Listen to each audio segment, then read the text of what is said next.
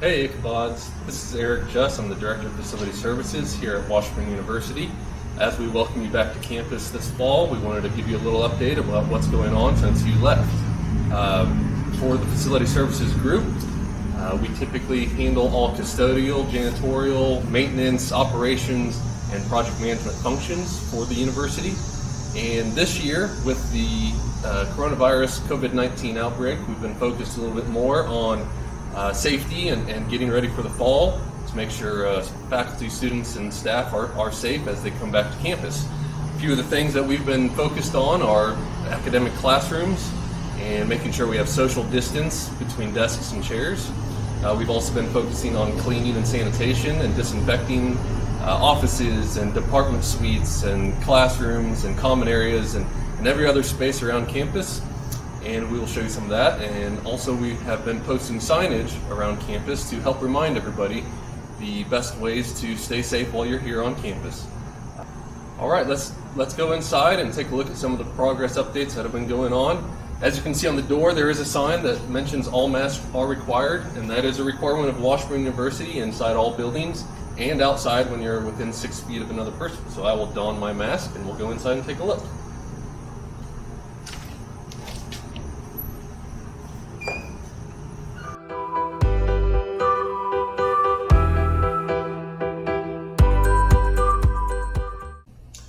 Here we are at the Career Services and Diversity Inclusion Office Suite here in Morgan. As you can see, we posted numerous signs to remind everybody, visitors and students, how we'd like everybody to act. We have the masks are required sign again.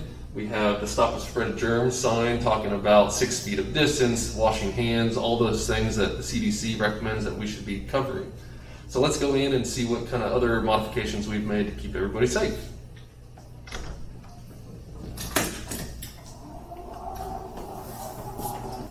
Okay, well, as we walk into the suite here, you can see numerous things, but first and foremost are the floor decals. We have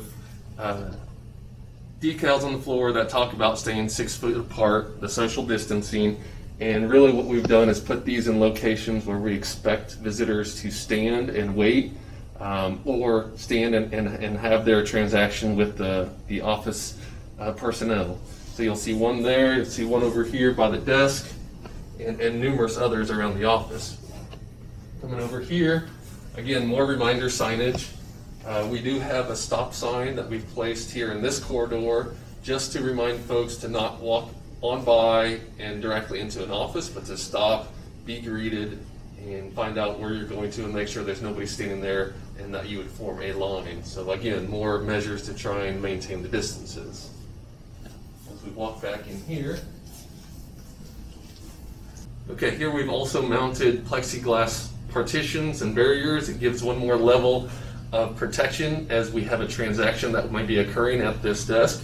Again, we have the floor decals in this area to show where to stand, but as the transaction is occurring and potentially a paper or a form may be needed to be handed across, this gives that one more level of barrier and separation while this transaction is happening.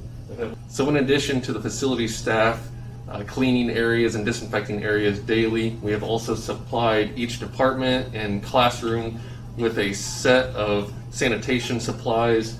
We have some gloves, we have some sanitizer, and we have paper towels that anybody and everybody can use.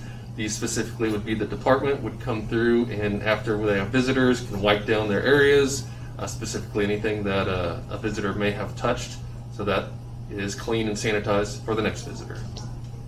Okay, here we are in one of our classrooms in Morgan Hall. As you can see, this one has been socially distanced. Excess furniture and desks and chairs have been removed. This classroom went from approximately 20 students to down to 8. So there are quite a bit of space in here to stay distant. We also, as I mentioned before, we placed some sanitizing supplies in here for student and faculty use. And this has been occurring in all our existing classrooms so far.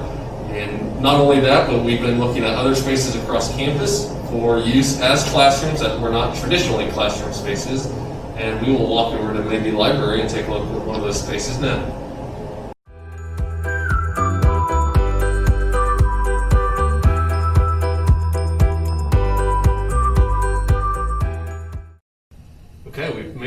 down to the maybe library lower level. As you can see, this space, which used to be full of shelves and books, is in the process of being renovated. The books are there over on the wall. All the shelves are gone, and what we're doing is making this into an 80-person classroom. It did give us enough square footage that we could separate desks 6 foot and get 80 students in here. So we are under construction right now, and it is moving along, and we'll be ready by the time fall semester starts. Okay, another area we are working on are common and public spaces across campus. And again, here in Maybe Library, this is a great example. As you can see, we've socially distanced chairs and tables. We also have the sanitation station, kind of like we showed in classrooms and offices. We have computers that are distanced from each other and protective covers so that cleaning is nice and easy.